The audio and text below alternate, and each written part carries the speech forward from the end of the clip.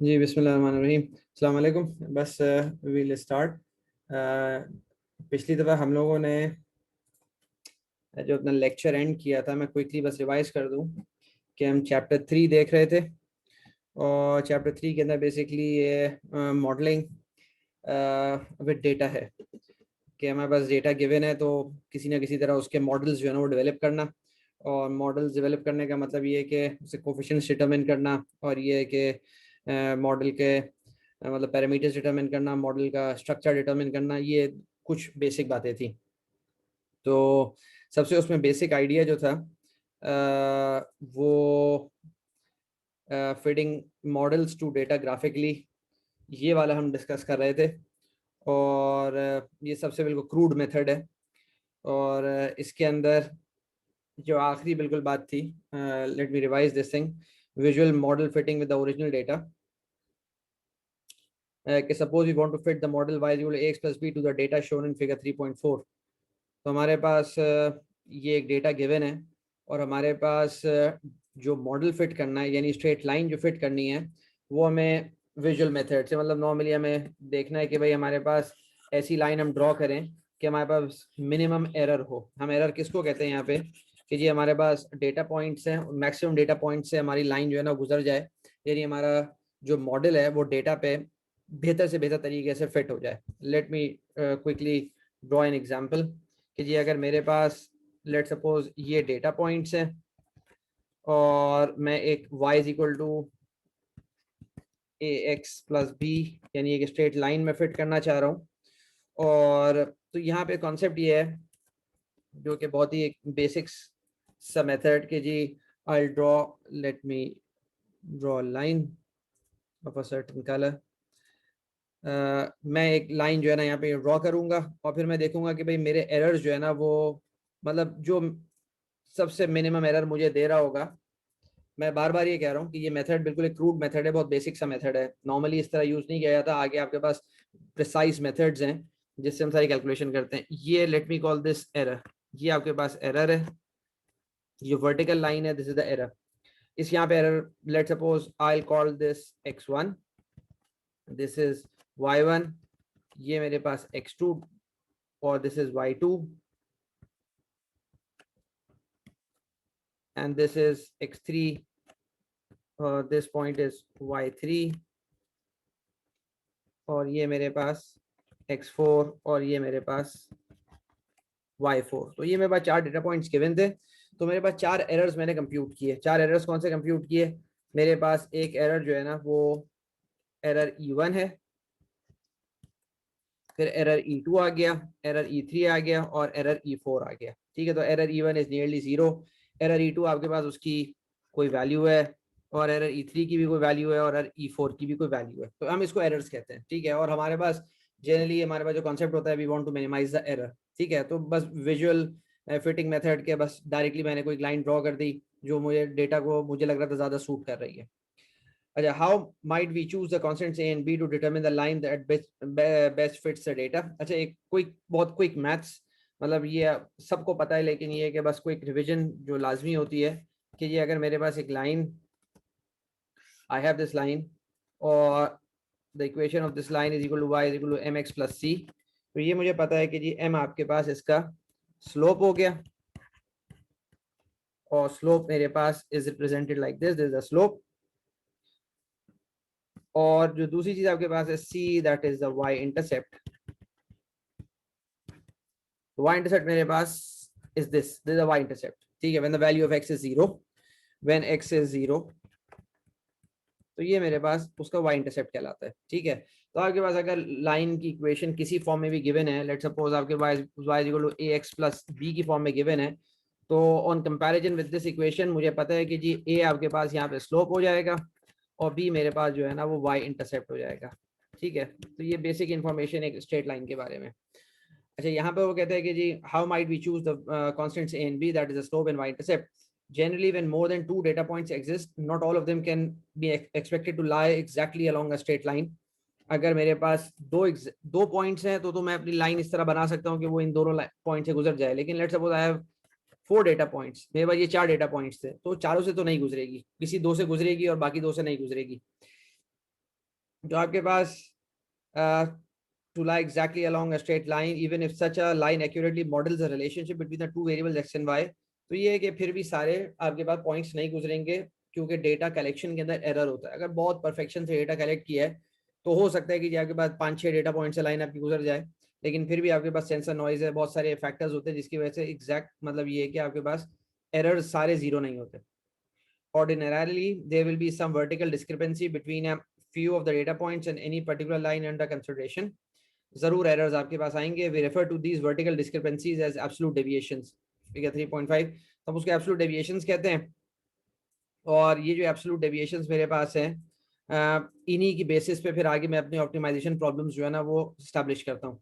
तो यहाँ पर उसने कहा कि जी ये एब्सोल्यूट डेविएशन के मैं इसके पॉजिटिव या नेगेटिव साइड को नहीं देख रहा, ये डेविएशन है, यहाँ पे डेविएशन जीरो हो गई, ये डेविएशन है और यहाँ पे डेविएशन जीरो हो गई। तो वो कहता है कि जी मतलब बास केसेस में जब मैं एरर को इस तरह लिखता हूँ कि आपके पास error E I is Y I minus F X I, ये सब क्या चीज है मैं आपको समझा दूंगा। तो हम जब मॉड में लिखते हैं तो हम कहते हैं मॉड्यूलस के अंदर कि जी we don't care whether the line is above the point और बिलो द पॉइंट, अगर हम मॉड में लिखते हैं। ठीक है, ये मॉड्यूलस है जिसको मैं एब्सोल्यूट डेविएशन यहाँ पे ये कह रहा है। ठीक है, तो ये मेथड बिल्कुल एक क्रूड मेथड है। और मतलब सेकंड उसने एक बात यहाँ पे लिखी है कि मिनिमाइजिंग द लार्जेस्ट डेविएशन। हम लाइन इस तरह ड्रॉ कर सकते हैं कि जी हम ये कोशिश करें कि जी हमारी जो है ना वो लार्जेस्ट डेविएशन मिनिमाइज हो जाए। लेकिन ये भी सब आपके पास जो है ना गेस वर्क जो है ना, क्योंकि ऑल ऑफ अस अंडरस्टैंड कि जी मैथ्स के अंदर मतलब ये गेस वर्क नहीं होता कि जी ये भी हो जाए वो भी हो जाए ये भी हो जाए। They are definite mathematical procedures जिनसे हमारे पास जो है ना ये हम लार्जेस्ट डेविएशन को या स्क्वायर डेविएशन को या एब्सोल्यूट डेविएशन को ये हम मिनिमाइज करते हैं। वो आगे आज इंशाल्लाह आप लोग देखेंगे उन मेथड्स को। As an alternative, suppose a line is selected that minimizes the largest deviation from any point. Applying this criterion to the data points might give the line shown. वो कहता है कि जी मेरे पास ये एक डिफरेंट क्राइटेरिया है जो कि बाद में आगे हम डिस्कस करेंगे। अगर वो मैं फिट करूंगा तो पहले जो मॉडल आया था वो डिफरेंट था, अभी जो मॉडल आया वो डिफरेंट है। मॉडल डिफरेंट होने का मतलब क्या है कि लेट सपोज पहले मेरे पास वैल्यू आई थी 2.8 x प्लस 7 और अभी मेरे पास आई है 2.5 x प्लस लेट सपोज 8.01। तो ये दो अलग मॉडल्स हैं, दो अलग प्रोसीजर्स से मुझे दो अलग मॉडल्स मिले। ये मतलब है यहाँ पे कि पैरामीटर्स डिफरेंट है। तो यहाँ पे बहुत बेसिक मॉडल्स की बात हो रही है। आहिस्ता आहिस्ता we'll build up on these concepts और फिर मॉडल हमारे पास कॉम्प्लिकेट करते चले जाएंगे। तो बहरहाल ये कि उसने कहा कि जी ये एक मेथड होता है मिनिमाइजिंग द लार्जेस्ट डेविएशन, ये एक मेथड जो भी हम देखेंगे। और जब वो हम सॉल्व कर लेते हैं तो ये कि उसके बाद हमारे पास जो लाइन बनती है वो आपके पास जो लार्जेस्ट डेविएशन हो रही होती है, लार्जेस्ट डेविएशन वो उसको मिनिमाइज कर देती है। Largest deviation between the data point and the model उसको मिनिमाइज करता है। अब यहाँ पे उसने बस ये कंक्लूड किया है कि वाई यूज विजुअल मेथड, जबकि विजुअल मेथड इतने क्रूड हैं और आपके पास उसके अंदर इतनी ज्यादा वेगनेस है। वाई यूज देम मतलब why he is discussing them, तो उसने उसका एक रीजन यहाँ पे लिखा है। और उसके कुछ मतलब ये ड्रॉबैक्स भी मैं फिर आपको बाद में बता दूंगा कि इसके ड्रॉबैक क्या है। Although these visual methods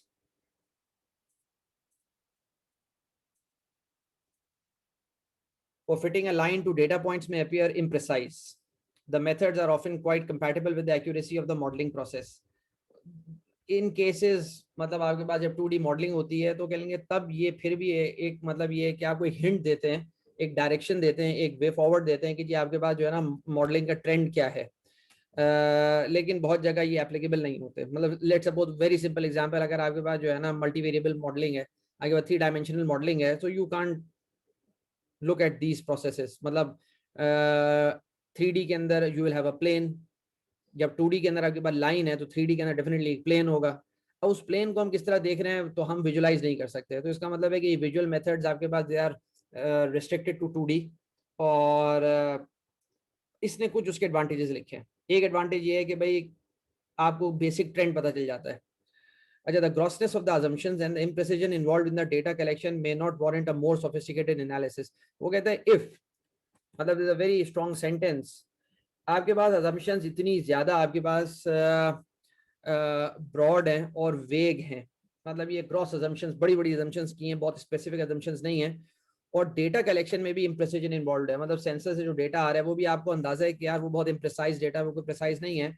then you should not go to a detailed mathematical analysis, कोई बहुत हाईली सोफिस्टिकेटेड एनालिसिस के अंदर आप जाएं, बिकॉज यू ऑलरेडी नो कि assumptions जो किए हैं वो भी इतनी एक्स्ट्रॉर्डनरी नहीं है। बहुत सारे इंटरेक्शंस, बहुत सारे जो आपके पास मतलब आपस में रिलेशनशिप एग्जिस्ट करते हैं वो आपने इग्नोर कर दिए हैं, और आपके पास डेटा कलेक्शन में भी इम्प्रिसिजन है। तो वो कहता है कि एक मतलब ये विजुअल मेथड आपको एक एक बेसिक्स आइडिया दे देगा, ये कहने का यहाँ पे मतलब है।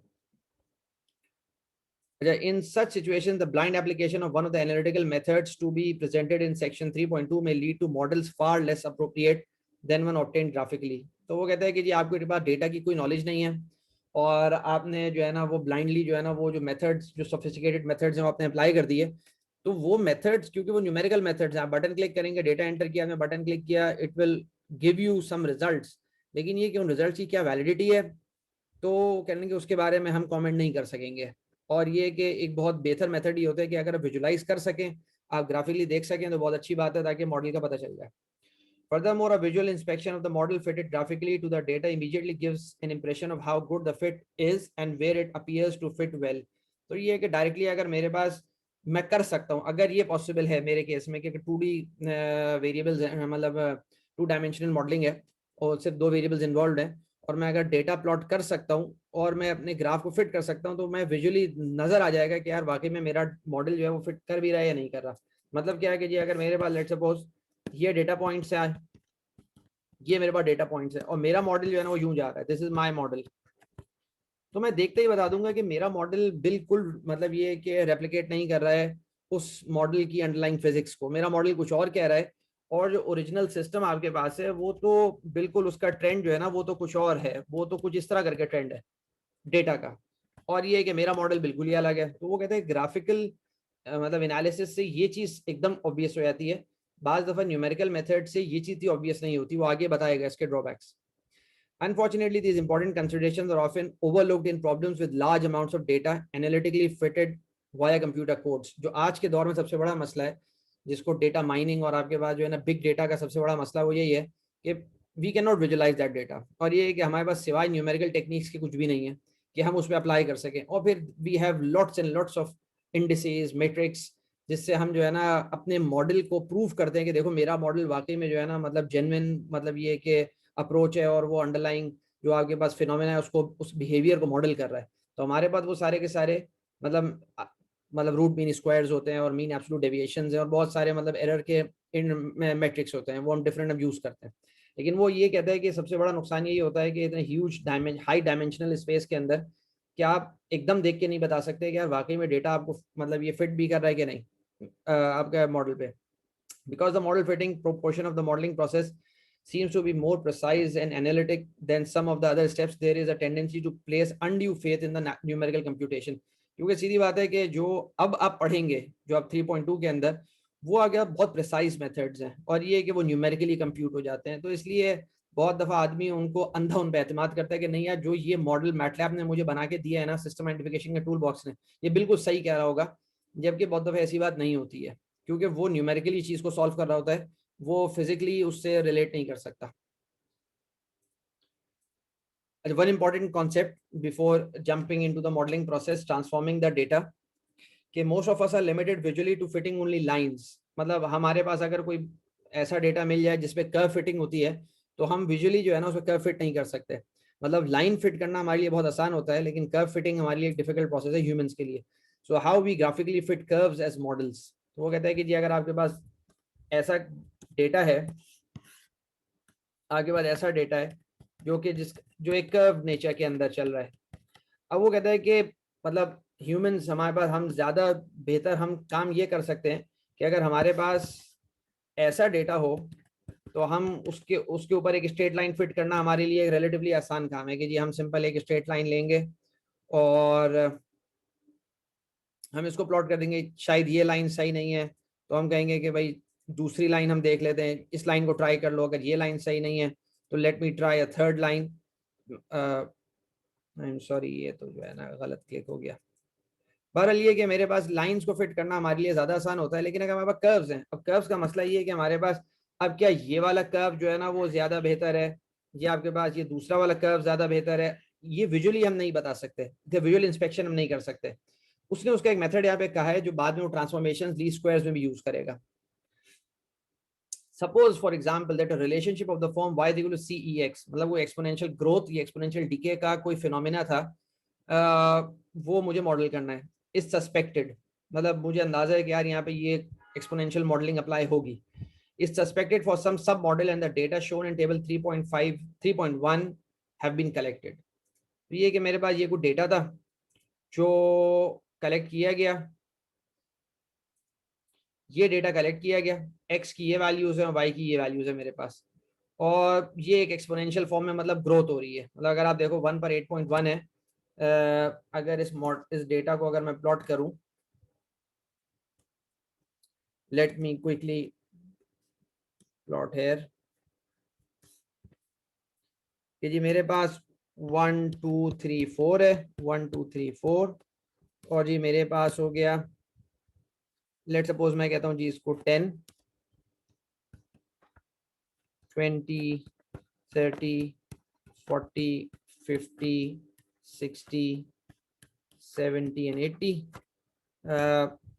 और मैं अब इसको देखना शुरू करता हूँ तो मुझे अंदाजा ये होता है कि जी 1 पर 8.1 है समवेयर हेयर, और 2 पे 22.1 है समवेयर हेयर, और 3 पे ये 60 पे चला गया एकदम समवेयर हेयर, और 4 पे ये चला गया 165 पे। तो कोई डेटा का ट्रेंड मेरे पास जो है ना कुछ इस तरह करके बन रहा है। तो ये मुझे नजर आ रहा है डेटा से कि भाई ये कोई एक्सपोनेंशियल मॉडल यहाँ पे फिट होगा, ठीक है। अब वो यहाँ पर क्या कहता है, the model states that y is proportional to ex। तो मॉडल यहाँ जो ब्लू में लिखा हुआ है मॉडल, इससे मुझे पता चल रहा है कि जी ये आपके पास मॉडल जो है ये कैसा मॉडल है कि y is proportional to ex, और जब कांस्टेंट ऑफ प्रोपोर्शनैलिटी हटेगा तो आपके पास there must be some constant, हम उसको c कह देते हैं। तो ये मेरे पास मॉडल है मेरे पास, और मैंने जो प्लॉट किया, मैंने प्लॉट किया y को और x को, तो मेरे पास एक्सपोनेंशियल कर्व जैसी चीज मेरे पास आ गई। अच्छा, the model states that y is proportional to ex, thus if we plot y versus ex we should obtain a approximately a straight line, the situation is depicted in figure 3.7। अब वो कहता है कि यार मैंने तो y और ex को प्लॉट किया है, जो कि यहाँ पे आपको समवेयर मैंने शो कर दिया था, जो आगे आपको शो कर दिया था। वो कहते हैं अगर मैं y और ex को प्लॉट ना करूं, अगर मैं y मतलब यहाँ पे जो प्लॉटिंग हो रही है, लेट मी राइट है वेरी क्लियरली,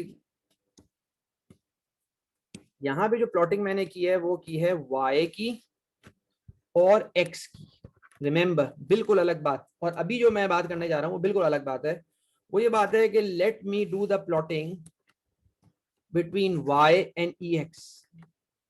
तो मेरे पास जो रिजल्टिंग लाइन बनेगी that must be a straight line, और मेरे पास डेटा कुछ यूं करके आएगा। क्यों ये बात ऐसी क्यों है, इस वजह से जो उसने कहा कि जी आपके पास मॉडल है y is equal to CEX, तो मैं प्लॉट करता हूं y को ex के साथ इस ग्राफ के अंदर, और यहाँ पे जो मैं प्लॉट कर रहा हूँ y इक्वल टू CEX, यहाँ मैं प्लॉट कर रहा हूँ y को x के अगेंस्ट। ये बिल्कुल दो अलग कॉन्सेप्ट्स हैं। तो यहाँ पे मेरे पास I am getting a straight line, because why a straight line, because this is something which I can compare with y is equal to mx। mx आपके पास मतलब y equation of a straight line है, मतलब mx y is equal to mx is a line which passes through the origin with c intercept 0। तो यहाँ पे basically ये जो variable है वो आपके पास ये पूरा ex हो गया, और y आपके पास y है। तो मैं एक लाइन प्लॉट करता हूँ, एक स्ट्रेट लाइन प्लॉट करता हूँ, ठीक है, और फिर मैं देखता हूँ अपनी डेटा फिटिंग को कि क्या मेरा डेटा मॉडल पे फिट कर रहा है या नहीं कर रहा। तो उसने यहाँ पर ये बात कही, the situation is depicted in figure 3.7।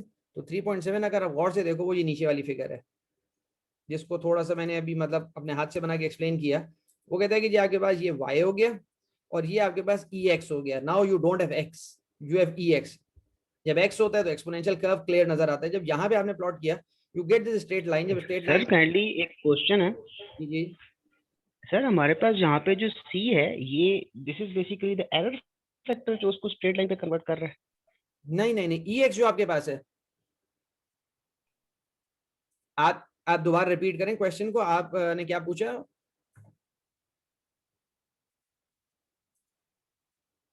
इनाम आपकी आवाज मुझे नहीं आ रही है। सर अभी आवाज आ रही है? जी, अब आ रही है, अब आ रही है, बिल्कुल, जी जी। सर काइंडली आपने जो कहा कि मैं एक्सपोनेंशियल फंक्शन के साथ जब इसको ड्रॉ करता हूँ y is equal to C e raise to power x, जो एक आपने इक्वेशन लिखी, जी जी। इसको ड्रॉ करते हैं हम कहते हैं स्ट्रेट लाइन आ रही है, तो मेरे पास जो c है ये एरर फैक्टर है जो उसको कैटर कर रहा है स्ट्रेट लाइन पे लाने के लिए। नहीं नहीं नहीं नहीं, ऐसा कुछ भी नहीं है, ऐसा कुछ भी नहीं है। Let me explain again this concept, this a very important concept. मैं I will explain the whole thing again. Copy से। देखें, मैं बिल्कुल बहुत बेसिक बात से शुरू करता हूँ। मेरे पास I have X, I have Y, और मेरे पास इक्वेशन है y is equal to X. ये मुझे पता है y is equal to X जो इक्वेशन है वो एग्जैक्टली इस तरह करके प्लॉट होगी। मतलब क्या कि ये इक्वेशन कह रही है कि 1 2 3 4, तो आपके पास 1 पर 1 आएगा, दिस इज 2, 2 पर 2 आएगा। मैं कोई अभी एक्सपोनेंट और किसी की बात नहीं कर रहा, मैं बहुत सिंपल कॉन्सेप्ट बात कर रहा हूँ। 3 पर 3 आएगा और ये 4 पर 4 आएगा। ये नॉर्मल बात है। ये this equation of straight line which goes through the origin.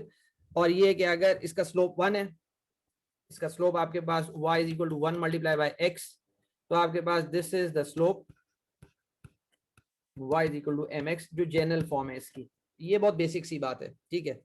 Now मैं एक और बात अब यहाँ पे कहता हूँ। मैं ये बात कहता हूँ कि जी मेरे पास कुछ डेटा था, मेरे पास कुछ x की वैल्यूज थी, कुछ y की वैल्यूज थी जो पे मुझे गिवन थी।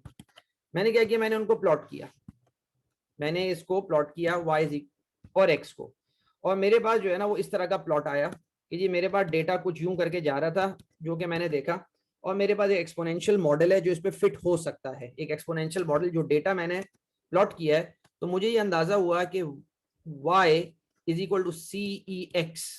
सी is the constant of proportionality, c is the constant of proportionality. इसका एरर से कोई ताल्लुक नहीं है। ये सी कैसे आया, वो इस तरह आया कि जी मुझे पता है कि y is proportional to exponential of x, मुझे नजर आ रहा है डेटा से, ठीक है। हो सकता है मेरा डेटा बिल्कुल अलग तरीके का हो, मेरा डेटा जो है ना बिल्कुल क्वाड्रेटिक तरीके का हो। तो क्वाड्रेटिक तरीके का मतलब ये है कि वो इस तरह करके राइज कर रहा है, मतलब इसमें बहुत कम ही फर्क होता है, लेकिन ये है कि थोड़े मतलब ये टाइम आप कैलकुलेट करोगे, मतलब जब इस चीजों को पढ़ोगे तो आपको समझ में आ जाएगा कि बाज़ दफा डेटा आपके पास y is equal to x square की फॉर्म का होता है, सी एक्स स्क्वायर, ठीक है। ये मैं बाद में बताऊंगा, वरना और फिर डिटेल्स में चले जाएंगे। मैं अभी बस यहाँ अज्यूम कर रहा हूँ कि ये मेरा डेटा जो था ना वो एक एक्सपोनेंशियल आपके पास ग्रोथ को फॉलो कर रहा था, तो मतलब ये मेरा मॉडल की बेसिक अजम्पशन थी। तो जब मैं कांस्टेंट ऑफ प्रोपोर्शनैलिटी इसको मैं हटाता हूँ, तो मुझे ये पता है कि जी I get y is equal to C E X, ठीक है। ये सिंपल बात है, कुछ भी नहीं है इसमें। सी की वैल्यू कुछ भी हो सकती है, और वो मैं डेटा से निकाल भी सकता हूँ, अभी मैं आपको बताऊंगा हम निकालेंगे कैसे उसको। यहाँ पे सिर्फ बात ये है कि जब मैं y और x को प्लॉट कर रहा हूँ, y और x को प्लॉट कर रहा हूँ, y को और x को, मैं फंक्शन को बीच में नहीं ला रहा, मैं y और x को प्लॉट कर रहा हूँ, तो मेरे पास जो है ना वो एक एक्सपोनेंशियल कर्व बन रहा है जो आपके सामने बन गया। यहाँ जो सारा का सारा कॉन्सेप्ट है वो ये कॉन्सेप्ट है कि जी एक्सपोनेंशियल कर्व्स के अंदर डेटा फिटिंग, उसको एरर निकालना, उसको विजुअली फिट करना एक मुश्किल काम है। और हम लोग ज्यादातर जो है ना मतलब लाइंस को फिट करने में हमारे लिए ज्यादा आसानी होती है, उसको समझना आसान होता है हमारे लिए, ठीक है। तो यहाँ पर उसने एक ऐसा कॉन्सेप्ट इंट्रोड्यूस किया, उसने ये बात कही कि why don't we plot,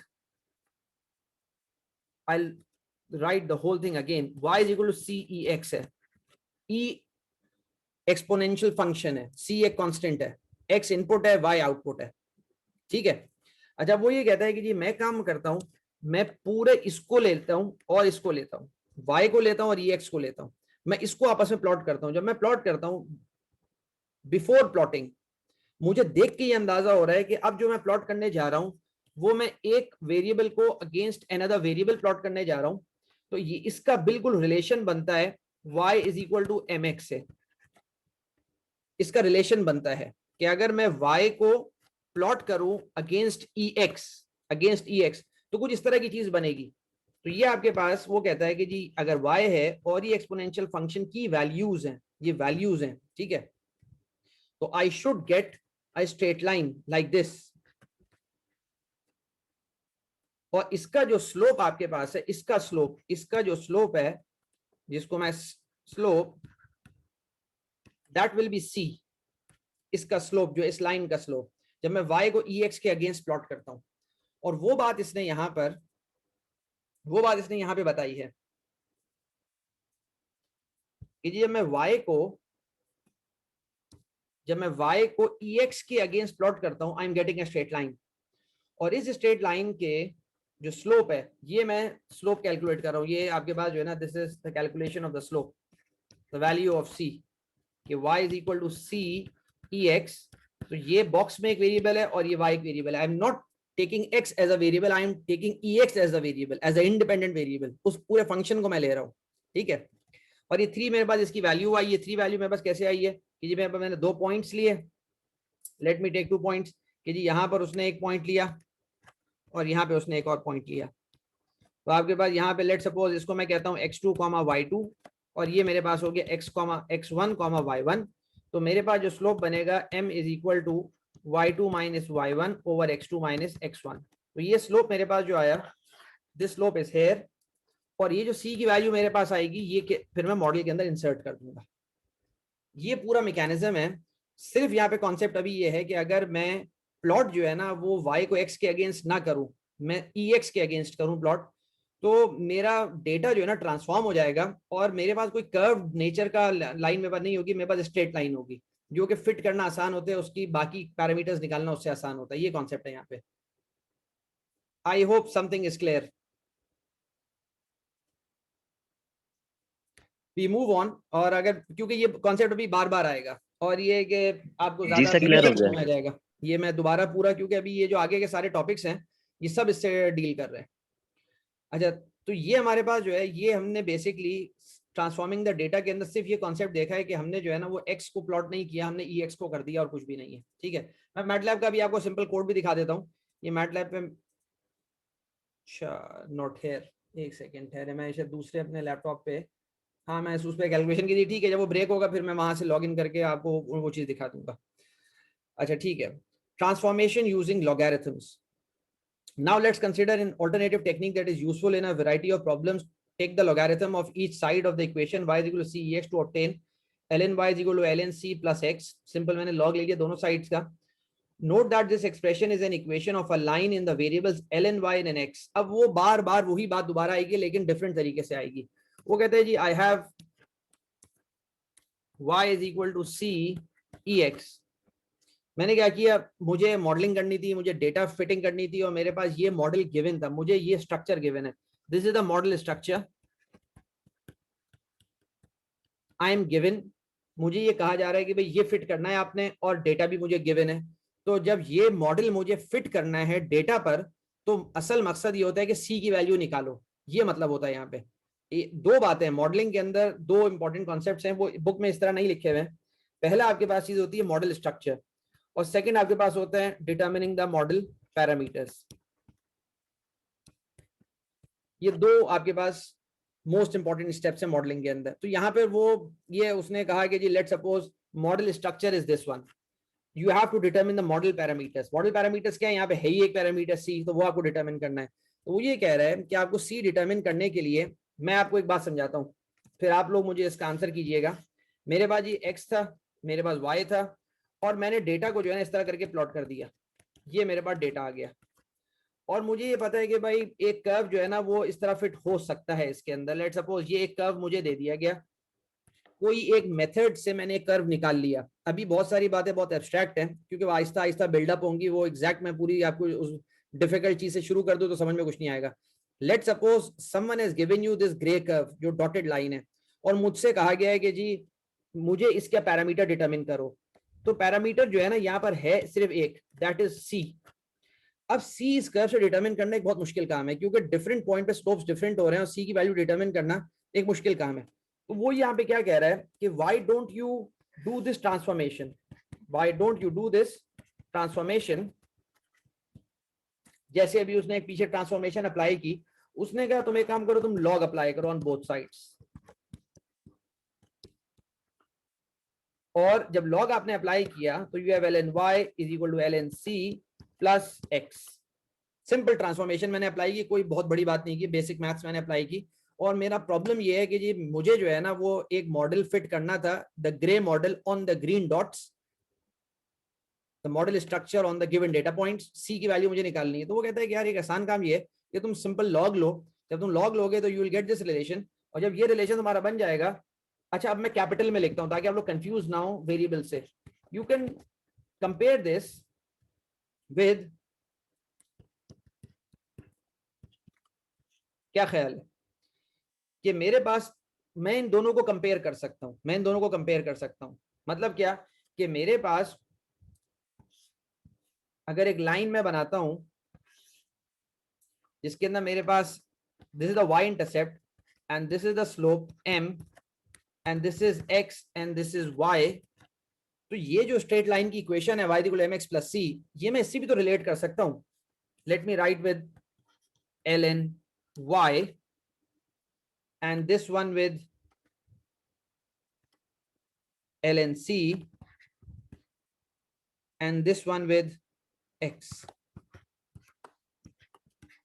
I'll stop here ताकि थोड़ी बात आपको जो है ना बात क्लियर हो जाए कि मैं क्या कहना चाह रहा हूँ और मैं किस डायरेक्शन में मूव कर रहा हूँ. कि ये मेरे पास डेटा पॉइंट्स थे.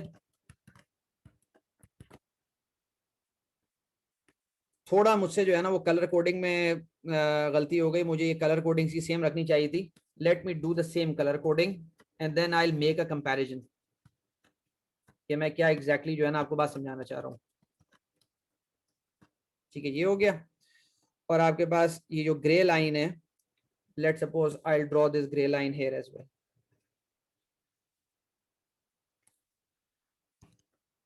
तो जब मैं ट्रांसफॉर्मेशन अप्लाई करता हूं तो मेरे पास ये जो कर्व्ड ग्रे लाइन है, द कर्व्ड ग्रे लाइन, जिससे मुझे c की वैल्यू निकालनी थी, I have to determine the value of c, I have to determine the model parameters. Exact नाम क्या हो गया, model parameters. That is the value of c. तो मुझे कर्व को मैं किस तरह मूव करूं, मेरे लिए एक डिफिकल्ट जॉब होती है.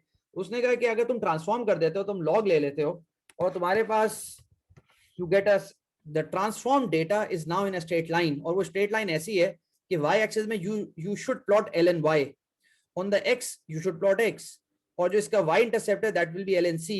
तो तुम्हारे पास जो है ना इसको तुम फिट कर सकते हो, और जब फिट कर लोगे तो ये जो आपके पास वैल्यू है, this value, this y intercept will be ln c, और सिंपल उसका लॉग ले लोगे. Let's suppose ln c is equal to जो भी है 1.8 आ गया, तो तुम डायरेक्टली c की वैल्यू निकाल लोगे. जब c की वैल्यू निकाल लोगे वो तुम यहाँ पे इंसर्ट कर दोगे and you get the model. For example आपके पास y is equal to 2.8 ex आ गया. तो ये 2.8 आपके पास ये सब हाइपोथेटिकल वैल्यूज हैं. आप इसको ऐसा नहीं कि भाई एग्जैक्ट वैल्यूज हैं, कि जी अगर y इंटरसेप्ट 1.8 आया था, आपने ln c उसका लिया, मतलब उसका इनवर्स लॉग लिया, एंटी लॉग लिया, यू गेट दिस वैल्यू और ये आपका मॉडल कंप्लीट हो गया. तो ये कॉन्सेप्ट है यहाँ पे कि ट्रांसफॉर्मेशन हम क्यों करते हैं. आई स्टॉप हेयर क्योंकि ये बहुत ज्यादा कॉन्सेप्ट यहाँ पे गुजर गए, और कोई बात इस फिगर पे पूछनी है तो आप पूछ लो, वरना then I will move ahead. मैं थोड़ा सा यहाँ पे सर क्लियर है. गुड, क्लियर है, दैट्स फाइन. अगर किसी को कोई बात पूछनी है तो मतलब इन फिलहाल शॉर्ट ये ट्रांसफॉर्मेशन हम इसलिए कर रहे मुझे हैं ताकि हम आवाज जो नहीं आ रही है, थोड़ा सा लाउड बोलो मुझे जो है ना. सर मैं ये कह रहा हूँ कि इस ट्रांसफॉर्मेशन का मकसद ये है कि हमें सिस्टम पैरामीटर्स को इजीली निकालना यूजिंग हाँ बिल्कुल. स्ट्रेट लाइन, एक क्योंकि हम मेजर इसको रीजन, नॉर्मल कर्व से नहीं निकाल पाएंगे. बिल्कुल ये एक मेजर रीजन है इसका. ये एक मेजर रीजन है कि हम जो ना ट्रांसफॉर्मेशन इसलिए करते हैं ताकि हमारे पास सिस्टम के पैरामीटर्स जो निकालने हैं, मॉडल के पैरामीटर्स, वो आसानी से निकाला है. ठीक है. अच्छा, तो यहाँ पे उसने एक एग्जांपल दी थी. अगली बात उसने, अच्छा आप लोगों को सबको अंदाजा है कि भाई ये सेमी लॉग एक्सिस है, मतलब आपके पास जब एक एक्सिस पे आपके पास लॉग आ जाए और एक एक्सिस पे लीनियर आ जाए तो this is a semi log axis. जब लॉग लॉग प्लॉट आपके पास लीनियर प्लॉट्स होते हैं, आपके पास सेमी लॉग प्लॉट्स होते हैं, और आपके पास लॉग लॉग प्लॉट्स होते हैं. ठीक है. तो आपके पास this is a log on the Y axis and a linear on the X axis. तो ये सेमी लॉग एक्सिस है जो उसने यहाँ पे बात लिख दी है. अच्छा, ये बात यहाँ पर हो गई, सब क्लियर हो गया. A similar transformation can be performed on a variety of other curves to produce linear relationships among the resulting transformed variables. For example, if y is equal to x है, वो कहता है जी y कोई आपके पास cubic curve है, कोई quadratic curve है, कोई आपके पास मतलब बाई क्वाड्रेटिक है, कुछ भी है. y if y is equal to x है, कोई ऐसा टाइप का आपके पास जो है ना वो स्ट्रक्चर था, मॉडल स्ट्रक्चर था जो फिट हो रहा था डेटा पे, तो कहते हैं इसको भी आप जो है ना ट्रांसफॉर्म कर सकते हैं, इसको भी आप लीनियर मतलब एक इक्वेशन की फॉर्म मिला सकते हैं, and then you can easily determine the parameters. Then ln y is equal to a ln x is a linear relationship in the transformed variables ln y and ln x here log paper or a computer is useful when plotting large amounts of data. तो ये कि अगर आपके पास इस तरह का कोई data है तो ये कि आप उसको ट्रांसफॉर्म कर सकते हैं. Late me quickly right here. तो ये कहाँ चला गया? आई एम सॉरी, ये तो पता नहीं कहाँ जंप कर गया. लेक्चर 6. हाँ, आपके पास y is equal to let suppose xa. मेरे पास कोई मॉडल था और ये बहुत ही मतलब ये बहुत टिपिकल किस्म के भी हो सकते हैं. 1.73 कोई अजीब किस्म का मेरे पास डेटा था जिसपे ये वाला मॉडल फिट हुआ. ठीक है, लेट सपोज वो कहता है कि जी ये तो आंसर है, दिस इज द आंसर. मेरे पास ये y equal to xa given है मुझे और मुझे कुछ डेटा दिया जाता है. तो वो कहता है कि what you can do very easily if you take ln y और a ln x. तो अगर मैं इसको कंपेयर करूं on comparing, this is equal to y is equal to m x. तो आपके पास अगर मैं इसको ट्रांसफॉर्म कर दूं, मतलब इसको ट्रांसफॉर्म कर दूं इसके अंदर, और if I plot now, if I plot, ये मैं जानबूझ के इसलिए कर रहा हूं ताकि आप लोगों को मुख्तलिफ एग्जाम्पल से बात क्लियर हो जाए. If I plot ln y versus ln x, जहन में रखना मैं x को y के अगेंस्ट प्लॉट नहीं कर रहा, मैं ln y को ln x के अगेंस्ट प्लॉट कर रहा हूं. I will surely get a line which passes through the origin. उसका जो स्लोप होगा, the slope of that will B m, that will B a, that will go here. ये concept होता है ट्रांसफॉर्मेशंस का, जो कि जिससे हमारी जिंदगी बहुत आसान हो जाती है. I move on.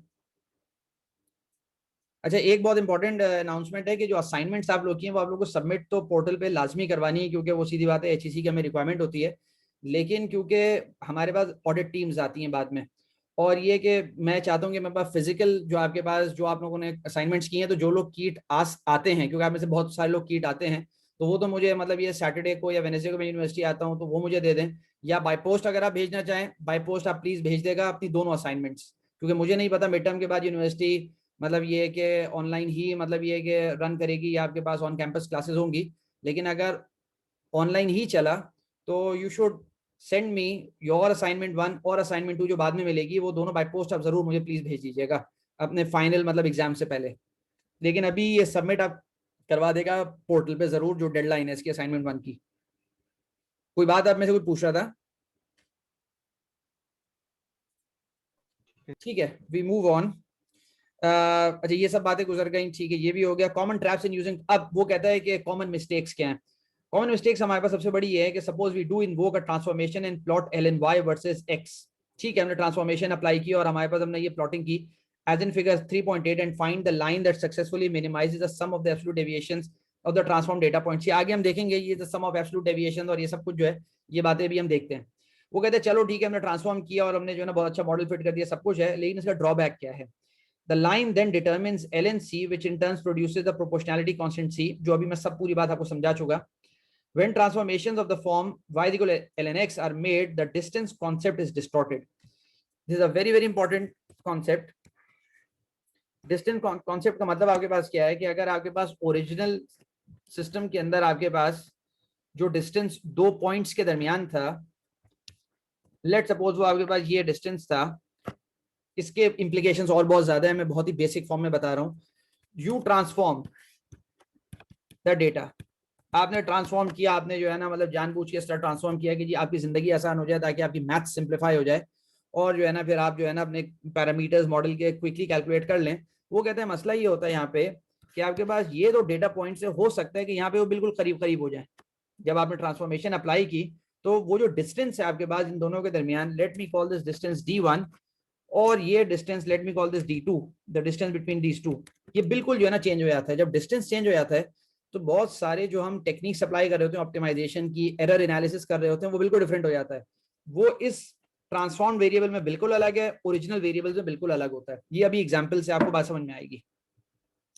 Although a fit that is compatible with the inherent limitations of a graphical analysis may be obtained, the modeler must be aware of this distortion, that is the distance distortion. कि distance के अंदर आपके पास बहुत variation आ जाती है. And verify the model using the graph from which it is intended to make predictions or conclusions, namely the y versus x graph in the original data rather than the graph of the transformed variable. अब इसने जुमला ये लिख दिया है, ये बहुत heavy एक सेंटेंस है. वो सिर्फ ये कहना चाहता है, लेट मी इरेज दिस क्योंकि बहुत करीब बन गया और थोड़ा सा मैं इसको फासले पे बना देता हूं. वो सिर्फ ये कहना चाह रहा है कि जी आपके पास जो ये वाला ओरिजिनल सिस्टम था, let me right here original system, ताकि बाद में जो है ना original system, original data, original system. और आपने ट्रांसफॉर्म किया तो आपके पास ट्रांसफॉर्मेशन के बाद लेट सपोज ये आ गया जिसके अंदर आपके पास डेटा डिफरेंट है। तो वो कहते हैं कि जब अगर आप जो है ना यहाँ पर प्रिडिक्शंस कर रहे हैं तो वो कहते हैं प्रिडिक्शंस आप यहाँ पे नहीं करेंगे। प्रिडिक्शंस का मतलब है कि आपके पास ये वैल्यू थी x1 और x2, जब ट्रांसफॉर्म आपने की तो आपके पास लेट सपोज ये हो गई x1 x2। तो वो कहते हैं जब प्रिडिक्शंस कर रहे हैं, प्रिडिक्शंस का मतलब होता है कि जी बीच में कोई वैल्यू आपने जो है ना यहाँ पे x3, आपको ये डेटा प्रेडिक्ट करना है कि जी x1 इस दिन वेदर ये था, x2 के दिन वेदर ये था, tell me what will be the weather, what was the weather on x3, let's suppose इस तरह करके, या कुछ और आपके पास चीज है। तो वो कहते हैं कि जब भी आप प्रेडिक्शंस करेंगे आप यहाँ पे प्रेडिक्शंस नहीं करेंगे ट्रांसफॉर्मेशन करने के बाद। मतलब यहाँ पे क्योंकि मसला ये होता है कि वो जो आपको आंसर दे रहा होगा वो आपको ट्रांसफॉर्म वेरिएबल के अंदर दे रहा होगा जो कि बिल्कुल अलग उसका जो है ना मतलब ये कि कंक्लूजन होगा। हमेशा प्रेडिक्शंस यहाँ पे की जाएंगी ओरिजिनल डेटा के अंदर, ठीक है। एक बात तो ये बहुत इंपॉर्टेंट है। अभी वो आगे और बात भी आपको समझाता है। वो कहता है कि ये ओरिजिनल डेटा था, a plot of some collected data points. अब आप देखें कि ये डेटा पॉइंट्स थे, इसका कुछ इस तरह करके ट्रेंड था। तो ये कि जो बंदा मॉडलिंग कर रहा था उसने कहा कि यार seems to be a very strange data, मैं इसको लीनियराइज, मैं इसको थोड़ा सा जो है ना मैं ट्रांसफॉर्म करता हूँ और ये कि फिर मैं उस पर जो है ना अपनी मॉडलिंग अप्लाई करता हूँ, फिर मैं पैरामीटर्स डिटरमिन करता हूँ। तो वो यहाँ पे जो बात समझाना चाह रहा है कि look at the data, look at the distance, इनके दरमियान डिस्टेंस बिल्कुल डिफरेंट है। और यहाँ पे ये सारे जो है ना ये क्लटर्ड है, ये सब एक जगह आके जमा हो गए हैं, तो इनका डिस्टेंस कॉन्सेप्ट बिल्कुल डिफरेंट हो गया है, ठीक है। तो ये डिस्टेंस आपके पास जो है ना वो प्रिजर्व नहीं होता ट्रांसफॉर्मेशन के अंदर। Impact of transformation on distance. We now present an example illustrating how a transformation may distort distance in the xy plane. Consider the data plotted in figure 3.9 and assume the data are expected to fit a model of the form. अच्छा ये बात बार बार जो बीच में आती है ना, ये model structure होता है। मैं बार बार यहाँ पे लिखता हूँ, ये आपको बहुत दफा गिवन होता है मतलब आपके लेवल पे। और मतलब जब सीरियस आप रिसर्च कर रहे होते हैं then you need to determine the model structure, मतलब उसके पूरे मेथड्स होते हैं। मैंने एक ग्रेड लेवल कोर्स में पीएचडी लेवल कोर्स नस्ट में पढ़ाया था, पीएनसी नस्ट में, that was on system identification. तो वो इससे बहुत ज्यादा कॉम्प्लिकेटेड था इस कोर्स से। तो उसके अंदर फिर ये जेन्युइन मतलब ये कि प्रोसीजर्स पढ़े जाते हैं कि आपके पास कितने पैरामीटर्स मोस्ट इंपॉर्टेंट हैं और कौन से स्ट्रक्चर मतलब हम यूज करेंगे और कौन सा आपके पास लर्निंग एल्गोरिथम यूज करेंगे। तो वो मतलब वो थोड़ा सा मतलब एडवांस लेवल का कोर्स है इससे। तो वहां पे फिर यहाँ पे तो उसने बता दिया जी मॉडल स्ट्रक्चर आपके पास जो है it is y is equal to CE1/x, let suppose, ठीक है। तो उसने कहा what we do, we apply the transformation, बहुत simple transformation, ln y is equal to ln c plus ln e1/x, तो ln y is equal to ln c plus 1/x। अब वो कहता है कि जी मेरे पास ln y और 1/x को अगर मैं प्लॉट करूंगा, रिमेंबर y और x को प्लॉट में नहीं कर रहा, y और x को प्लॉट करेंगे तो आपके पास जो डेटा की फॉर्म आएगी वो ये वाली आएगी अगर x और y को प्लॉट करेंगे। वो कहता है मैं x और y को प्लॉट नहीं करता, बहुत गौर से देखो, वो प्लॉट कर रहा है ln y को 1/x से, और वो कहता है then I will fit a line और इसका जो y इंटरसेप्ट होगा दैट विल बी दिस, और फिर बाकी कैलकुलेशन वो कर रहा है, ठीक है। वो कहते हैं जब मैंने ट्रांसफॉर्मेशन की तो डेटा का क्या हो गया, डेटा के अंदर डिस्टेंस डिस्टॉर्ट हो गया बुरी तरीके से। अब आप गौर से देखना यहाँ पे ln y और 1/x को जब मैंने प्लॉट किया, जब मैंने मतलब ये प्लॉट करने की कोशिश की और यहाँ पे कोई लाइन मैं फिट करूंगा इसके अंदर और मतलब फिर मैं ln c निकालूंगा, सब कुछ करूंगा, तो डेटा कहने के यहाँ पे बिल्कुल ही डिफरेंट हो गया। यहाँ पे बिल्कुल डिफरेंट है, यहाँ पे बिल्कुल डिफरेंट है, ठीक है। A plot of the points ln y versus 1/x based on the original data is shown in figure 3.10. Note from the figure how the transformation distorts the distance between the original data points and squeezes them all together. बिल्कुल जो है ना एक clutter हो जाता है एक जगह पे। Consequently, if a straight line is made to fit the transformed data plotted in figure 3.10, the absolute deviations appear relatively small. That is small computed on the figure 3.10 rather on the 3.9 scale. वो कहते हैं मैं क्या करता हूँ, मैंने एक line यहाँ पे फिट की, जब मैंने एक लाइन यहाँ पे फिट की और फिर मैंने उसकी डेविएशंस निकाली, एक सेकंड, चैट विंडो पे समवन हैज रिटन समथिंग, अच्छा ठीक है। यहाँ पे डेविएशंस अगर मैं निकालूंगा, डेविएशंस मैं किसको कह रहा हूँ यहाँ पे, आई ड्रॉ अगेन, मैं थोड़ा सा मतलब इसको जूम कर देता हूँ डेटा को, ये मेरे पास लाइन हो गई और let me just take one data point, ये वाला हम डेविएशंस कहते हैं इसको, तो ये डेविएशंस यहाँ पे बहुत छोटी हो जाएंगी, क्योंकि आपके पास डेटा बिल्कुल जो है ना वो क्लटर हो गया, एक बहुत छोटे से रीजन के अंदर आ गया। और जब ये वाली डेविएशंस आपके पास एक्चुअल अगर मैं उसके अंदर देखूंगा ना तो बहुत बड़ी डेविएशंस होंगी, लेकिन ट्रांसफॉर्म के अंदर ये बहुत छोटी नजर आ रही हैं। तो कहते हैं कि आपको रियलिटी जो है ना मतलब फिर आपसे हाइड हो जाएगी। और वो कहता है कि जो फाइनली आपने जो मॉडल डेटा फिटिंग किया, क्योंकि अभी तो ये बात, if we were to plot the fitted model y is equal to ce1 over x to the data in figure 3.9 after the transformation, मतलब ट्रांसफॉर्मेशन अप्लाई की और सब कुछ किया। ट्रांसफॉर्मेशन का मेन ऑब्जेक्टिव होता है कि c की वैल्यू डिटरमिन करना, वो c की वैल्यू 0.9 थी। तो वो कहते हैं जब मैंने ओरिजिनल पे जाके जो है ना डेटा पर जब मैंने प्लॉट को फिट किया है, y और x को प्लॉट किया है, इसको मत कंफ्यूज कीजिएगा, y और x को अब मैं प्लॉट कर रहा हूं। तो कहते हैं डेविएशंस बहुत बड़ी हैं, डेविएशंस बहुत बड़ी हैं, डेविएशंस बहुत बड़ी हैं। मैंने जो c की वैल्यू निकाली है वो कैसे निकाली है, वो मैंने निकाली है, मैं इसके साथ बिल्कुल कंपैरेटिव प्लॉट बना देता हूं। वो मैंने निकाली है इससे, वो मैंने निकाली है इस डेटा से, ट्रांसफॉर्म डेटा से। और मैंने बहुत अपना शानदार कारनामा सरंजाम दिया कि मैंने एक लाइन फिट कर दी है। और ये लाइन जो आपके पास है, this is l n y is equal to l n c plus 1 over x. तो मैंने अपनी जिंदगी आसान बनाने के लिए मैंने ये काम किया। फिर मैंने जो है ना यहां से इसका स्लोप ले लिया, और स्लोप आपके पास वो 1 आया यहाँ पे, जब भी आपके पास यहाँ पे 1 मतलब यहाँ पे ये 1 है। और ये आपके पास इसका y इंटरसेप्ट हो गया, ये LNC से मैंने कुछ कंप्यूट किया, और फिर ultimately I get the value of c। वो c की वैल्यू मेरे पास थी 0.9।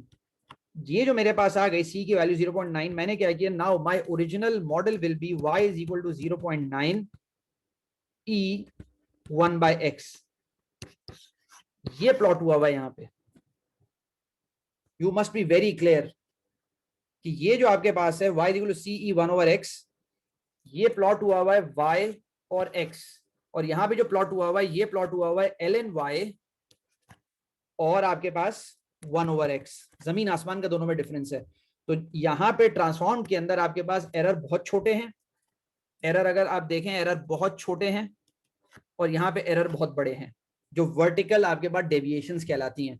तो ट्रांसफॉर्म्ड के अंदर जिंदगी थोड़ी आसान हो गई, लेकिन एरर का मसला आ गया। तो वो आगे फिर वो हम हैंडल करेंगे कि ये मसाइल कैसे हैंडल किए जाते हैं। Concluding remarks. From the preceding example, it can be seen that if a modeler is not careful when using transformations, बस वैसे ही बस तुक्के में अप्लाई कर दिया, जैसे आजकल मतलब बहुत सारे लोग जब रिसर्च के अंदर होते हैं तो बस वो कहते हैं बस जान छूट जाए, बस हो जाए किसी तरीके से। तो खासतौर पे इन टूल्स के अंदर जो आपके पास मैटलैब आपको एक्स्ट्रॉर्डिनरी टूल्स देता है, आप बटन क्लिक किए जाते हैं, वो आपको कुछ ना कुछ मॉडल जनरेट कर देता है, आप बोलते हैं बस हो गया, काम हो गया। मसला ये होता है कि अंडरलाइंग आपके पास जो थ्योरी है वो ना आपको अंदाजा होता है बहुत सारे लोगों को, और फिर ये कि बिल्कुल गलत मॉडल बनते हैं, गलत उससे प्रेडिक्शंस आती हैं। From the preceding example, it can be seen that if a modeler is not careful when using transformations, he or she can be tricked into selecting a relatively poor model.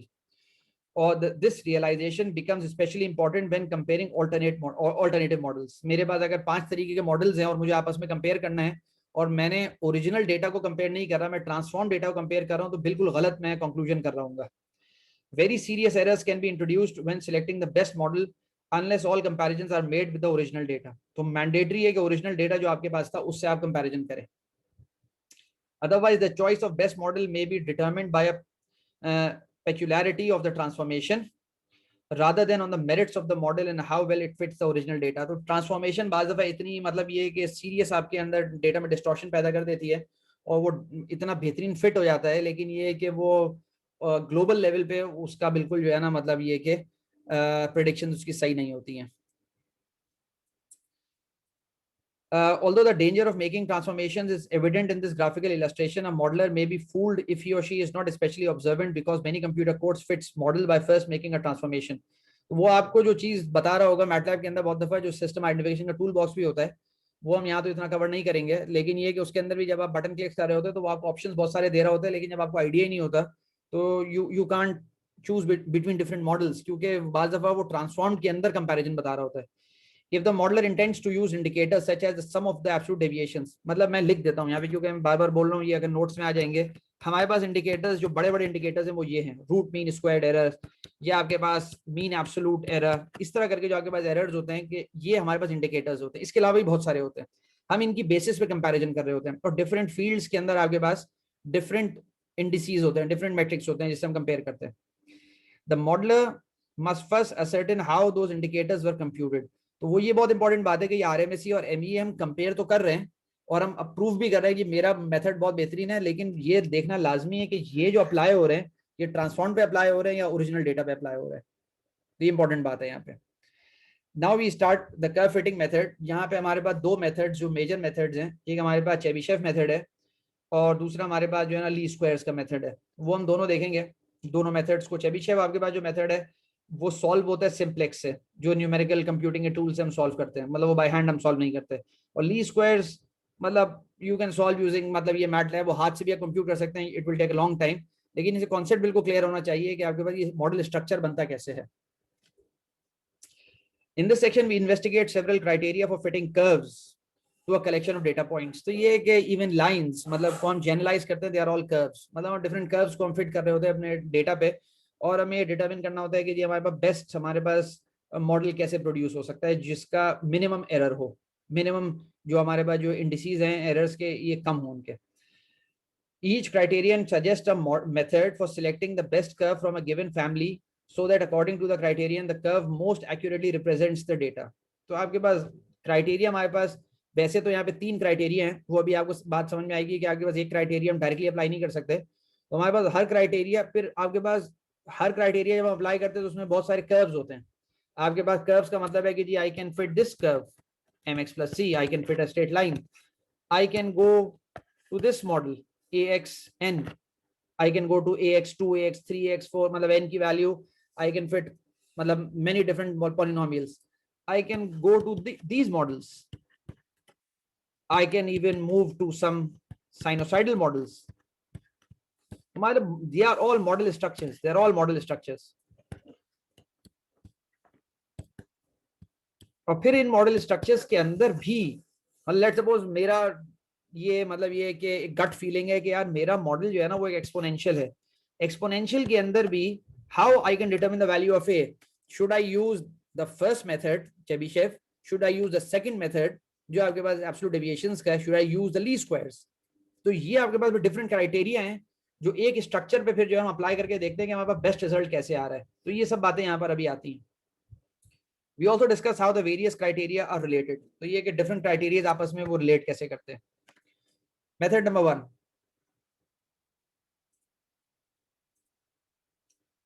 In the preceding section, we graphically fit lines to a given collection of data points. मतलब बहुत ही crude method था कि हम graphically fit कर रहे थे। यहाँ पे ऐसा नहीं है। हम now we go to some real mathematical framework जिस पे हम काम करते हैं। One of the best fit criteria use was to minimize the largest distance from the line to any corresponding data point. तो let's suppose वो कहता है कि जी मैं कहता हूँ कि जी मैं ऐसी लाइन बनाना चाहता हूँ कि जो मैक्सिमम डेविएशन है, जो मैक्सिमम डेविएशन हो सकती है उसको मिनिमाइज करे। मतलब मेरी जो डेविएशंस है, let me discuss this thing और फिर मैं इसको बना के एक दफा आपको समझाता हूँ। Let's analyse this geometric construction given a collection of m data points. ये आपके पास 1 से लेके m तक आपके पास डेटा पॉइंट्स गिवन है। Fit the collection to the line y equal to x+b determined by the parameters a and b। Model structure मुझे गिवन है, मुझे बता दिया किसी ने, भाई चलो स्ट्रेट लाइन तुम्हें फिट करना है डेटा पे और उसके पैरामीटर्स a और b हैं। That minimises the distance between any data point xi yi and it's corresponding data point on the line axi plus b।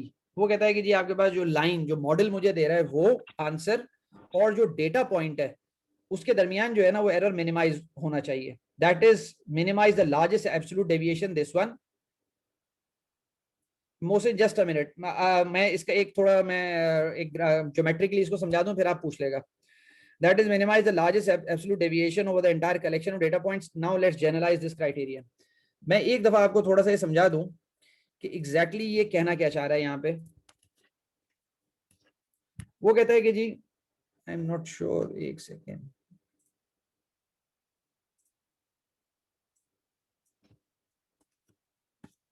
यहां पर लेट सपोज मैं कहता हूं जी मेरे पास एक डेटा पॉइंट है ये वाला, मैं कहता हूं this is x1 and this is y1।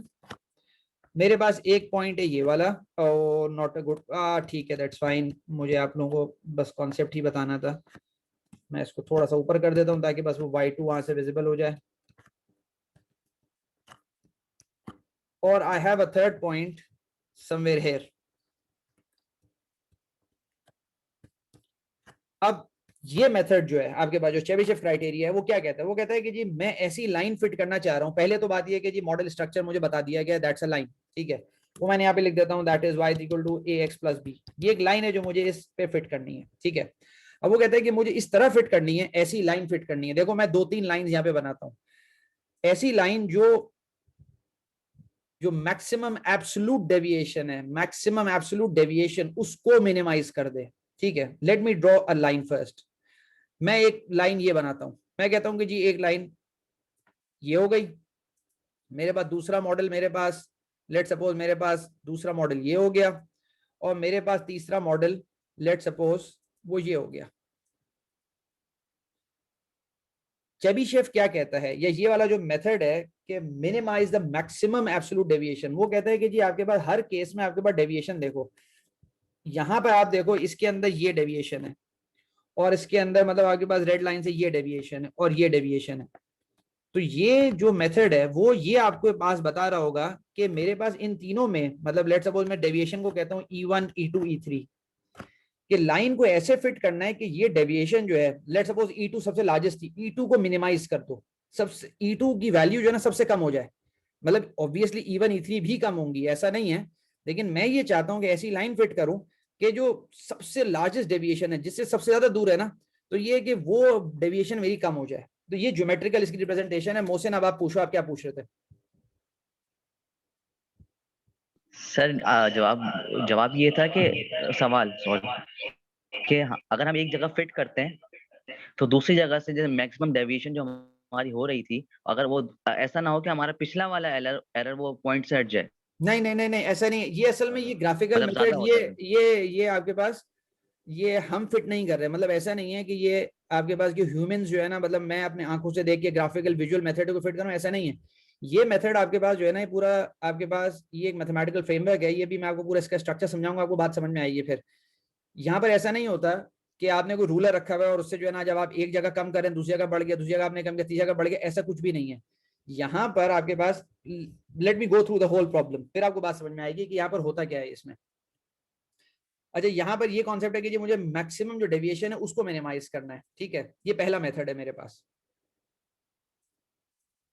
Given some function type y equal fx। अब देखो यहाँ पे जनरलाइज कर रहे हैं, रिमेंबर वो कॉन्सेप्ट समझाने के लिए तो मैंने लाइन ले ली, लेकिन उसने कह दिया given some function type, this function can be a very complicated function. कि भाई मॉडल स्ट्रक्चर जो था, किसी ने मुझे कहा कि जी मेरा मॉडल स्ट्रक्चर जो है ना, वो मैंने बहुत ज्यादा एनालिसिस किया, डेटा को देखा, मुझे पता है कि यार यहाँ पे जो मॉडल फिट होते हैं ना, वो इस तरह के मॉडल फिट होते हैं, CEX plus K1 sign BX। ये हो सकता है बिल्कुल कि इस तरह का मॉडल स्ट्रक्चर हो, जो कि मतलब ये कि वेरी डिफिकल्ट मॉडल, और फिर उसके फिर मुझे पैरामीटर्स डिटरमिन करना है, उसकी सारी मैथ्स को सॉल्व करना है। बहरहाल वो कहता है कि जी मेरे पास given some function type y equal fx and a collection of m data points xi yi minimize the largest absolute deviation yi minus fxi। ये वो मॉडल है जो मैं फिट कर रहा हूं, और ये वो एक्चुअल डेटा है। तो मैं ये चाहता हूं कि मेरे मॉडल और डेटा के अंदर जो मैक्सिमम डेविएशन है वो मिनिमाइज हो जाए over the entire collection. That is determine the parameters of the function type. इस फंक्शन के जो पैरामीटर्स है, जैसे यहाँ पे लिखे हुए C है, K1 है, B है, ये पैरामीटर्स कहलाते हैं। या y equal to x plus b के अंदर A और B पैरामीटर्स हैं, वो डिटरमिन करना मुझे। और वो डिटरमिन करना मतलब क्या कि आपके पास that is determine the parameters of the function type y equal to fx that minimizes this number. ये जो मैक्सिमम एरर है ना, इसको मिनिमाइज कर दे। अगर मैं यहाँ पर, असल में ये और कॉम्प्लिकेट हो जाएगा एक्सप्रेशन, इसलिए बुक ने भी नहीं लिखा, लेकिन मैं लिख देता हूँ कि minimise, I have to minimize the maximum deviation। ये मतलब है यहाँ पे। This important criterion is often called the Chebyshev approximation criteria। The difficulty with the Chebyshev criterion is that it is often complicated to apply in practice। मतलब आप हाथ से इसको सॉल्व करना, it's a very tough job। जब भी इसके लिए न्यूमेरिकल टूल्स, कंप्यूटिंग के टूल्स होते हैं आपके पास, at least using only elementary calculus, basic calculus से आप इसको सॉल्व नहीं कर सकते। The optimization problems that results from applying the criterion may require advanced mathematical procedures or numerical algorithms necessitating the use of a computer। तो numerical computing की हम techniques use करते हैं। अब यहाँ पे वो एक बेसिक प्रॉब्लम समझाता है, चेबीशेव प्रॉब्लम अप्लाई कैसे करते हैं, सॉल्व वो जाके वो चैप्टर 7 के अंदर इसके डिटेल मेथड्स हैं। लेकिन यहाँ पे कम से कम आपको आइडिया होगा कि ये कोई सिंपल प्रोसीजर नहीं है। ये ऐसा कोई प्रोसीजर नहीं है कि एक जगह एरर कम हो गया दूसरी जगह बढ़ जाएगा, या आपके पास ह्यूमन एरर इसके अंदर आएगा, ऐसा कुछ भी नहीं है। ये पूरा एक मैथमेटिकल प्रोसीजर है जो आप समझते हैं फिर आप अप्लाई करते हैं। फॉर एग्जाम्पल सपोज यू, अब आप देखें प्रॉब्लम कितना सिंपल है, कितना स्ट्रेट फॉरवर्ड प्रॉब्लम है, उस पर चेबीशेव में अप्लाई करता हूँ तो आपके पास रिजल्टिंग प्रॉब्लम, ऑप्टिमाइजेशन प्रॉब्लम मेरे पास कितना बड़ा बनता है और वो सॉल्व करना ह्यूमनली फिर पॉसिबल नहीं रहता। For example suppose you want to measure the line segment A B B C and A C represented in figure 3.12, very simple problem. आपके पास ये चीज है, अरे let me take the attendance, क्योंकि असल में मसला ये होता है कि फिर मुझे नमाज के बाद भी, अभी हम तकरीबन 10 मिनट के बाद ही ब्रेक लेते हैं नमाज का। मैथमेटिकल मेथड्स, आप लोग अपनी अटेंडेंस जरूर चेक कर लिया करें ताकि फिर वो बाद में जो है ना वो बहुत प्रॉब्लम होता है उसको फिर अटेंडेंस को अपडेट करना।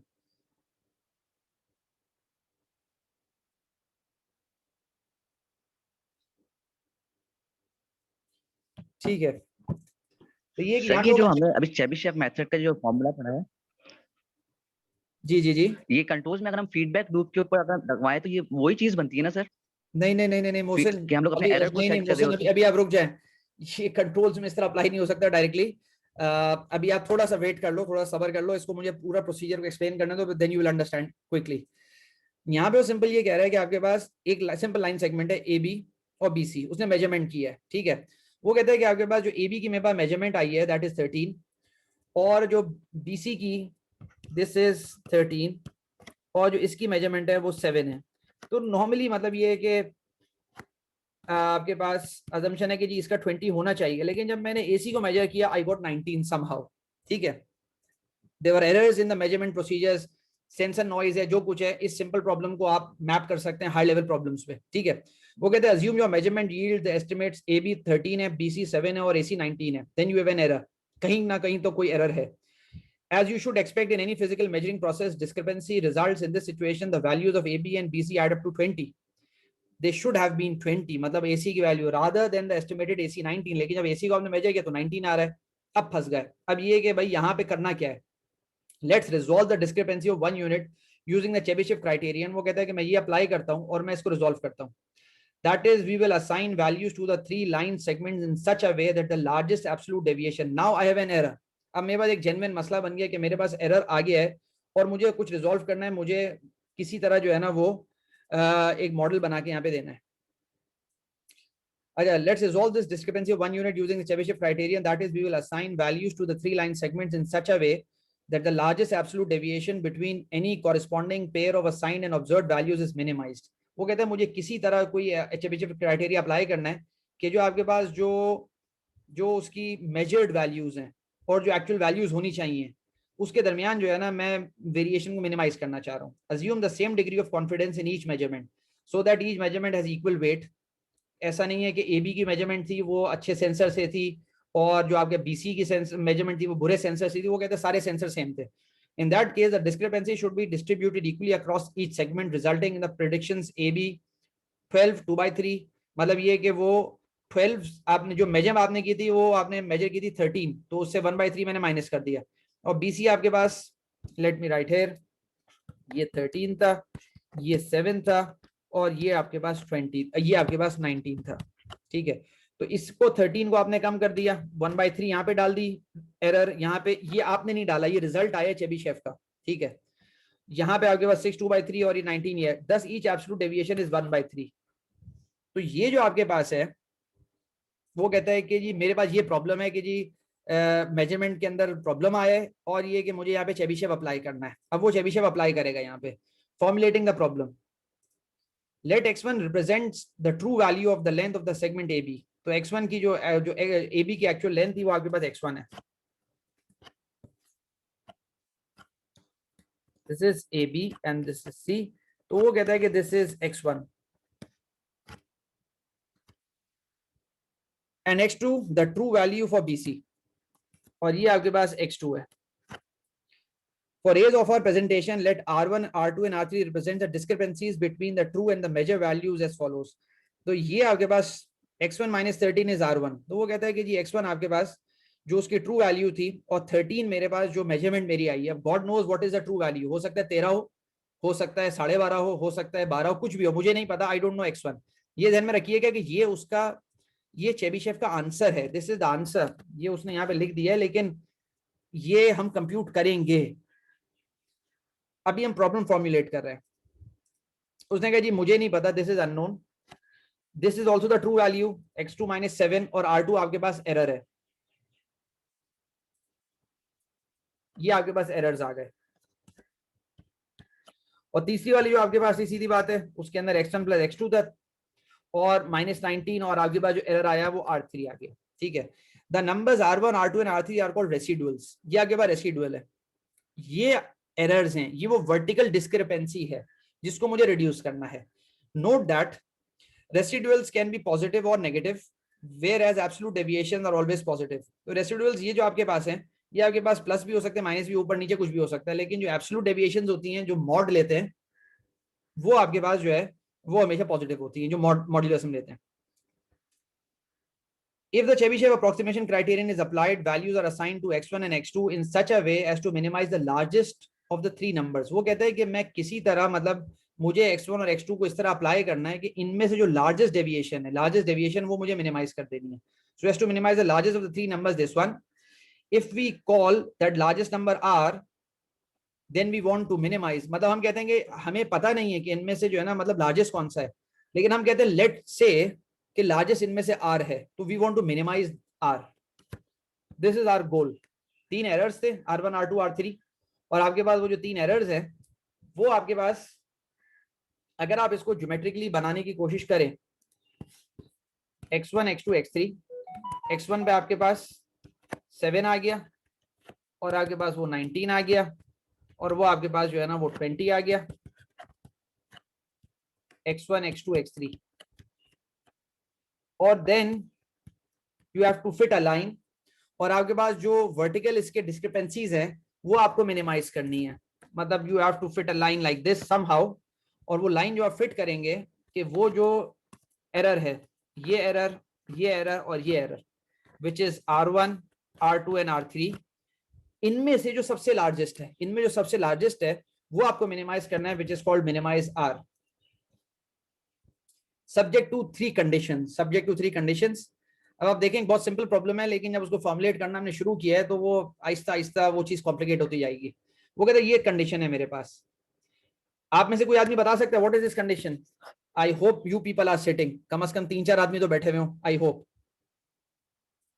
ये क्या मतलब, जिसको रेड बॉक्स है, इसका क्या मतलब है, मतलब सिंपल उर्दू में क्या मतलब है? मैग्नीट्यूड है इसकी ना, डायरेक्ट मैग्नीट्यूड ऑफ r1 जो होगी जो रेंज में, उसके जो आपका जो कॉमन r है उससे, मतलब सर कंपेयर करवाना है जो आपका मिनिमाइज, जिसको आपने r करना है डिफरेंट एरर्स को। यहाँ पर सिंपल बात ये है कि तीनों r जो हैं, तीनों r, r1, r2, r3, वो बिग r से यहाँ पे छोटे या उसके बराबर है, बस ये मतलब है कि r1, r2, r3 एरर्स है, वो एरर्स आपके पास मैक्सिमम r हो सकते हैं या r से छोटे होंगे, ये मतलब है यहाँ पे।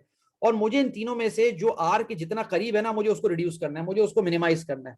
अच्छा ये बात ध्यान में रखना, जब आपके पास मैं इस r को रिड्यूस कर दूंगा तो ऑटोमेटिकली आपके पास वो बाकी जो होंगे दोनों वो छोटे ही होंगे उससे, ठीक है, ये भी बात क्लियर हो जाएगी यहाँ पे।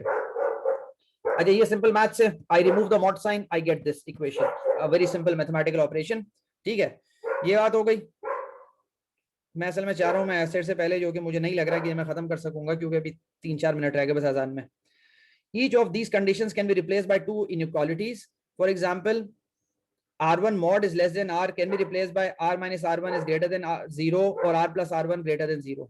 तो ये कि हर मेरे पास जो है ना, क्योंकि यहाँ पे जो बेसिक कॉन्सेप्ट है आप सबको अंदाजा ही होगा कि जो मॉड में हटाऊंगा तो I have a plus r and I have a minus r, और यहाँ पे if I shift it here, so r minus r1 must be greater than 0. I hope I am doing the correct maths. और इसको यहाँ में जब move करूंगा तो r plus r1 must be this one. Am I right? r minus r1 must be greater than 0. That's fine. तो ये जो आपके पास कंडीशन है r minus r1, ये हो गई आपके पास, और r plus r1 must be greater than 0 is this one, ठीक है। तो ये दो चीज मैंने यहाँ पे आपके सामने ड्राइव कर दी, बहुत simple, it's a very simple thing. अब वो क्या कहता है यहाँ पे कि जी यहाँ पे r1 की वैल्यूज रिप्लेस करो, मतलब ये मेरे पास 6 इक्वेशंस बनेंगी, ये 2 आपके पास हो गई r1 वाली, ये 2 r2 वाली आपके पास हो गई, और 2 आपके पास r3 वाली हो गई। पहली जो इक्वेशन आपके पास है वो क्या इक्वेशन है, लेट सपोज यहाँ पे कि r minus r1 is greater than 0. What is r1? r1 आपके पास क्या है? मैं पीछे जाता हूँ, r1 की वैल्यू मेरे पास थी x1 माइनस 13.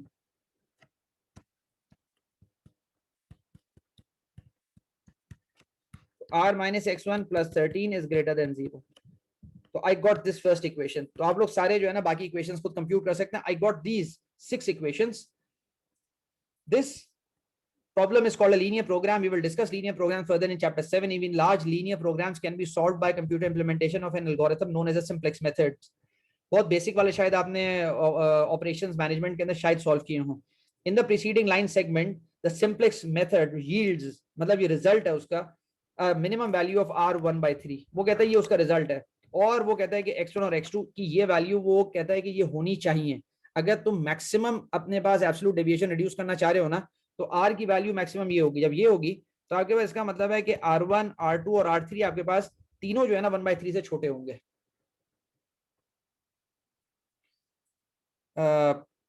यहाँ पे बस अजान शुरू हो गई और मैं 1.25 घंटे से बोल भी रहा हूँ, वैसे भी मैं थक गया हूँ.